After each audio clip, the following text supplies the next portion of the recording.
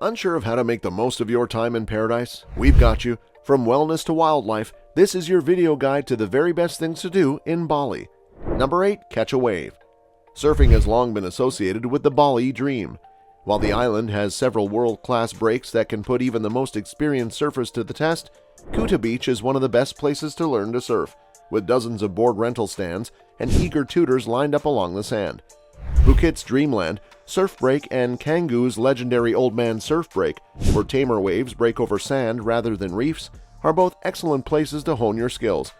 Bali Boarders is a group of experienced local surf teachers who can work as tutors or guides throughout the island.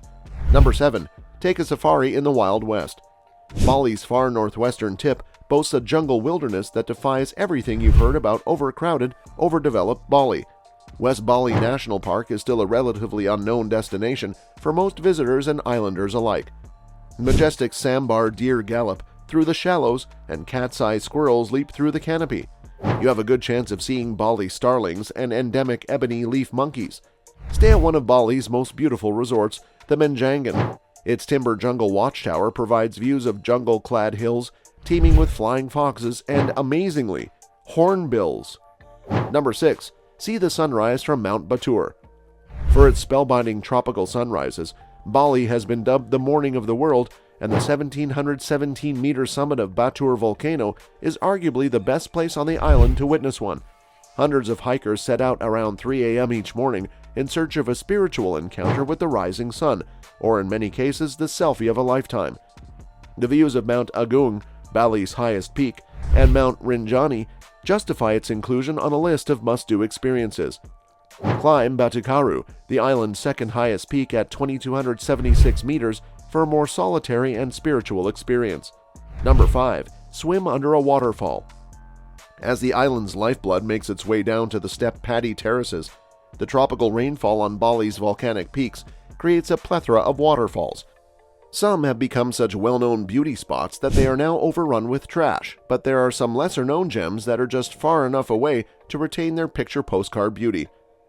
Teganungan Waterfall is one of the most popular due to its proximity to Ubud.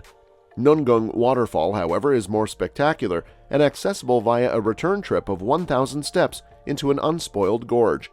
Number 4. Hit the trails around Sidemen Village. The drive from Ubud to Sidemen takes in one of Bali's most beautiful roads, a roller coaster ride through steep ravines, shimmering paddies, and flower-decked villages. Sidemen is the kind of rural hideaway that makes you wonder what Ubud was like before Western tourists arrived. It's worth noting that in the 1930s, Walter Spies, a rebel artist and socialite who lived in Ubud, built a Sidemen villa as a retreat when visitors became too much.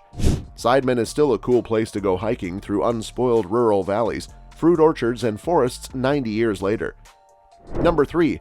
Dive Balinese Reefs. While Bali's wave-lashed southern coast attracts thousands of surfers, world-traveling divers are frequently astounded to find world-class diving along the sheltered north coast. Menjangan Island, located offshore from West Bali National Park, provides truly spectacular snorkeling and diving opportunities, with sightings of sharks, rays, turtles, and even whale sharks. Both Lovina and Pamutaran have beach-accessible reefs, but Ahmed is Bali's dive center par excellence, with several unforgettable wreck dives. Bali High, the island's largest dive operator, offers diving day trips to offshore reefs around Nusa Lembongan Island, the highlight of which is aptly named Manta Alley. Number 2. Relax at a beach club. The Potato Head Beach Club in Seminyak is the standout among Bali's beach clubs.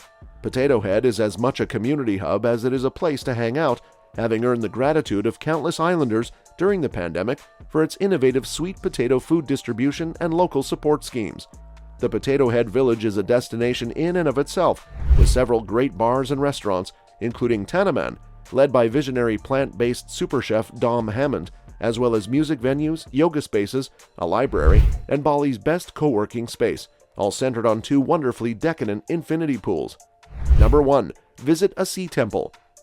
While Besaki is a mother temple of Balinese Hindus, Uluwatu Temple is the most well-known religious attraction for visitors, understandable given its truly breathtaking clifftop location above one of the world's most difficult surfing amphitheaters.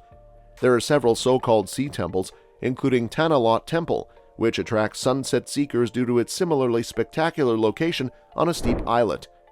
Head further west to Rambutsiwi Temple, with views of a deserted beach, to experience the serenity and splendor of such a location in solitude. Climb down to the beach and investigate the shrine grottos along the cliff face.